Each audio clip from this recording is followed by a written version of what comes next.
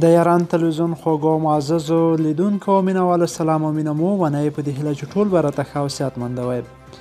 ملګرو په دغه ویډیو کې د شهزاد محمدي مینهوالو لپاره یو ډېر په زړه پورې خبر لرم و دغه ویډیو ضرور در سره لایک او تر پایه راسره وګورئ او زموږ ایران ټي وي یوټیوب چینل د هر ډول سپورټي معلوماتو لپاره در سره سبسکرایب کړئ. افغان لوبغاړی محمد شهزاد محمدي له 2009 کال راهیسې د افغانستان کرکټ ملي لوبډله کې لوبیږي او له هغو لوبغاړو څخه دی چې په ګاونډي هیواد پاکستان کې کور ده. که څه هم ډیری خلکو په شهزاد محمدي فشار راوړ چې کور راوړي، خو نوموړي تر اوسه دا کار ونه کړ او پټه د افغانستان په لوبډله کې لوبیږي.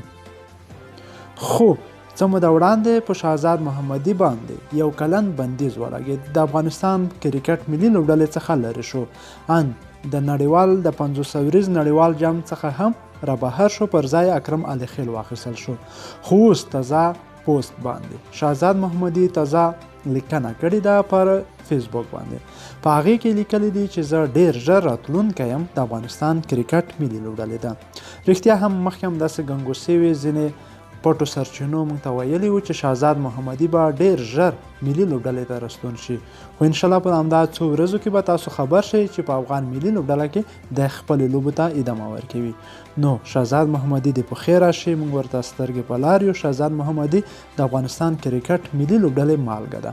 زنده باد شهزاد، زنده باد شهزاد مینوال. تر بیا ښې شوې.